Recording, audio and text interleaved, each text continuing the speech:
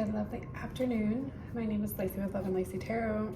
I was going to do a quick read for a few signs: Aquarius, Aries, and Pisces. Obviously going to start out first with Aquarius. I'm using the Good Tarot guidebook by Khalid Baron Reed. These are another deck of cards that I have had, but haven't felt led. But I'm feeling led to use them today and to start using them moving forward, and then also do a rune reading for you guys. Whoops. So without further ado, please don't forget to like, share, and subscribe. What is the message for Aquarius? Sun, Moon, and Rising. We're just going to use 3 cards to make it very short and sweet, talking about the past, present, and the future. Great Spirit, Holy Spirit, Divine White Light. What is the message for Aquarius? Sun, Moon, and Rising for the present. All right, we already have the past, we have the present. Now we will go with the future. Spirit, Great Spirit. Ooh, ooh. Okay, that's too many. Great Spirit, Holy Spirit, Divine White Light. All right, beautiful. Beautiful energy. Beautiful. Crowning is the High Priestess Aquarius, standing in your power. So I am fairly new to this deck, so I will be reading from the book, but I'm also going to read the cards first before I read from the book. We have the 9 of Water. Strongly coming in with your reading, Aquarius. This is totally you. I always look at Aquarius as the mermaids of the zodiac, because truly you guys are the water bearers of the zodiac. 9 of Waters is, you know, like the 9 of Cups, complete fulfillment. This is in the past position. Kind of like nostalgic in a sense, I'm picking up. Complacent, content, bored, but very satisfied with where you are in life and your walk. And then we have the Ace of Waters. And this is your basically Ace of Cups, you know, Ace of Coins, Ace of all. And complete fulfillment in the present. I just heard the ocean is your oyster. I don't even think that's no, I'm sorry. What I meant to say, what was I saying? The world is your oyster. There you go. That's what I was going to say. Because inside every oyster is a pearl. Now, I don't think that is a pearl. Well, it kind of does look like a pearl. But it's beautiful because you can see the seahorse is carrying a very prized possession, in a sense, her world, and she's holding this seahorse is holding it dear to her body, encompassing it and protecting it. So you might be very protective right now of and if you look at this, the mermaid, you know, she has all these jewels, you know, complete satisfaction, fulfillment. I mean, look at that. You are embodying, you know, a true queen of the water. Then to the Ace of Water, as you can see. And I'm first going to read these two because the future is a little bit different than the past and the present. So it says, get to there. So the 9 of Water. Dreams coming true, wishes fulfilled, completion, enjoyment, contentment, achievement of desire. And it says, it is right to say no to what isn't right for me. And now is my time to experience wishes fulfilled, the sweet harvest that came about from seeds I planted. And that's so beautiful because if you actually think about it, look at these, the jewels, you know, that didn't come, those aren't cheap, you know what I'm saying? These are expensive, looks like diamonds. And it says, the sweet harvest that came about from seeds that I planted. I drink in the aroma of successful endeavor, take pride in my hard work and achievement, and savor the satisfaction of a job well done. I deserve to pause and acknowledge all I co-created, and I do it joyfully. Beautiful, beautiful. And then we're going to go to the Ace of Water. Unconditional love, overflowing abundance, the fertility of love.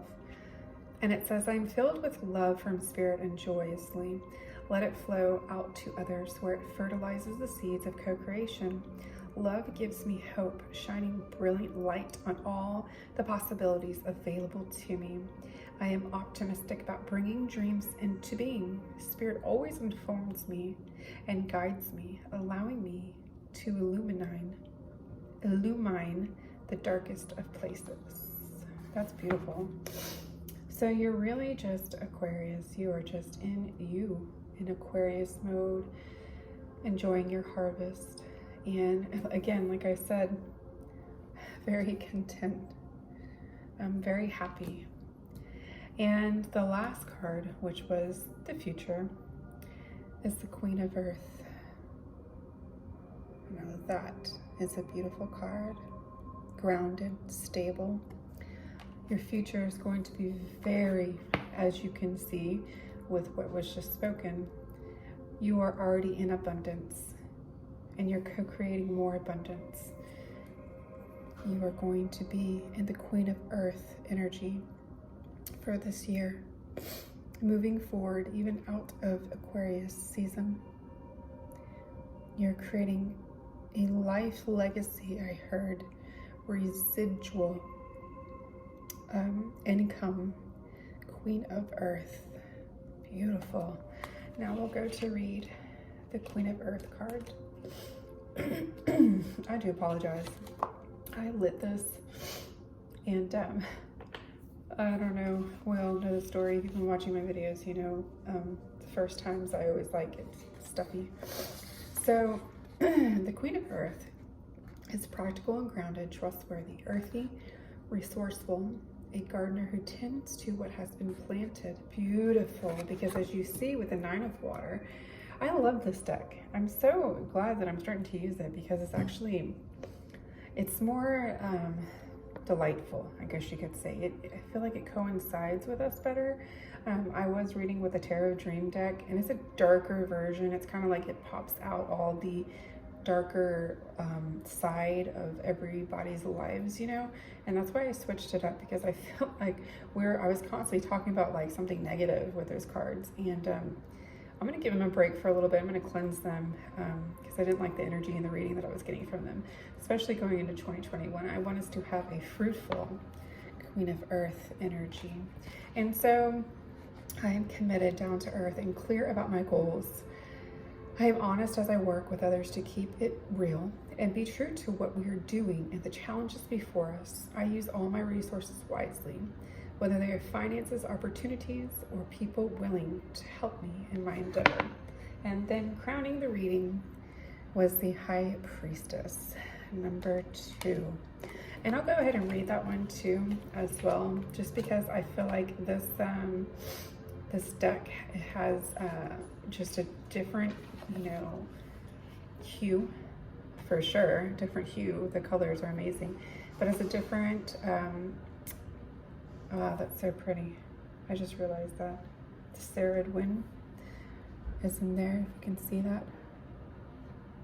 That's so pretty. You guys are seriously psychic. And some of your heritage, your lineage, it definitely belongs to witches and to good witches, I heard. But some serious magicians. You have a lot of power within you, Aquarius. So don't forget that. You're very, very intuitive. High Priestess and mysterious. Some things are not meant to be known intellectually, but are meant to be experienced through intuition. This card reminds me to trust that I have access to higher wisdom, and knowing when I tune in and trust my vibes. This is the time when mysteries will be revealed and I can grow as a result. Beautiful. Ugh. Beautiful. I love it. Okay, so we're going to leave that there. I'm going to go ahead and come over here. I'm going to get the runes. And let me put these back in here. I'm going to get 3.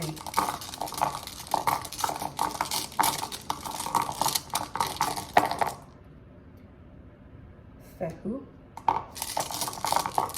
which is wealth.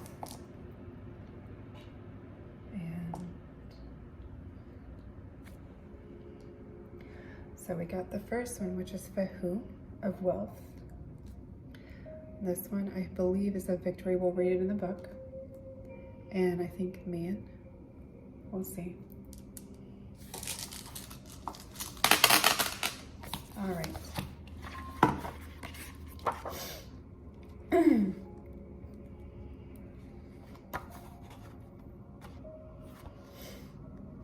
I love runology. Such a mystical, beautiful way of picking up energy. So Fehu rune. It is, the meaning is cattle. The divinity meaning is spiritual richness. The associations are the tree, the elder, the color light red, the herb nettle, and gemstone moss agate. And it says, wealth should never be hoarded, but should be used for the benefit of all. The interpretation of this rune is that Fehu speaks of spiritual richness. Mercury retrograde. Richness that is to be used for the benefit of all. It is a rune of unselfish abundance. Let your richness shine forth to lighten your path and the paths of others. You will never run out of your spiritual richness, although you should not waste it on those who will abuse it. Discernment is important. Very, very much so.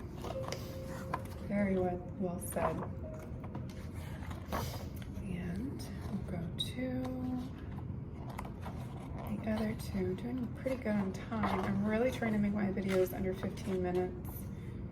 And oh, yes. Then you have the Tyr rune, the warrior god. Meaning is Tyr, Tyr. The warrior god. The divinate tree meaning is initiation. The tree is oak, color bright red. Herb is sage, and gemstone is coral. It says, now is the time to make use of all the skills and wisdom that you have learned so far. Beautiful. And so it says, this rune symbolizes new challenges and initiations into new understandings, High Priestess. Beautiful. There is a need for fearlessness, for your victory is already assured if your heart remains true. Oh, beautiful. This is a time to make use of the skills and wisdom that you have learned so far. Protect your faith as it will be challenged, but the truth will always be victorious in the end. And I forgot, I'm just going to read this part over here. This isn't reversed. This is when it's reversed. I'm not going to read that. And this is the warrior god. And it says, the path of the warrior presents challenges and initiations. The warrior must learn many skills, including patience, keenness of sense, speed, and agility. He must be of good and of strong heart, with a firm belief in the sacredness of that which he protects. As a companion, one could not wish for a better ally, for the warrior has a natural instinct to protect and survive. He is always resourceful and focuses on solutions rather than problems. The wise warrior knows that mistakes are not failures, but rather lessons to be learned. If one is honest and humble enough to seek, the man who makes no mistakes in his life becomes an old fool. Beautiful. And then we have Ehwaz, which is a horse. The meaning is progress. Always be as loyal and supportive to those around you as they are to you. The tree is oak and ash, the color is white, and the herb is ragwort. Gemstone is Iceland spar. Ooh, that's really neat. This one fell in the upright as well, and so the interpretation of this rune is that you have the support to be able to make swift progress along your path. but this is dependent upon you, being as loyal and supportive to those around you as they are to you. The horse is a proud animal, but it does not let its pride get in the way of its purpose. In the same way, you should always be proud of your achievements while remaining outwardly humble to ensure your travels will be swift and sure. The horse was regarded as a sacred animal throughout the old world and is recorded in many myths and legends as a faithful and loyal ally. And the energy of the horse is powerful and primal. It allows you to see the world from a higher perspective, helping you to avoid obstacles and to make swift progress along your path. The horse is also associated with fire, the element of free expression and unfolding destiny. The energy of the horse can help to clear stagnation and remove blocks, both internal and external. This makes it a valuable ally on the spiritual path, because the only constant is change. Stagnation should have no place upon a spiritual path. Ehwaz helps one to seek to make progress on the adventurous path of our destiny. So motive B. Okay, you guys, this is your January 18th reading for Martin Luther King Day, and I hope you guys are celebrating and are able to have the day off. Definitely recommend buying this book. I will definitely leave a link below that has a runesecrets.com it is, and it has a little description of this, the meanings of these runes. Aside that, I'm just wishing you all the very best. Get some rest and relaxation. And Aquarius, continue to stay on top of your game. All right, continue to be the high priestess, because you are manifesting in a very, very powerful, co-creative way with the world. Okay, so be careful of your thoughts. All right, and I'm wishing you all the very best. Namaste.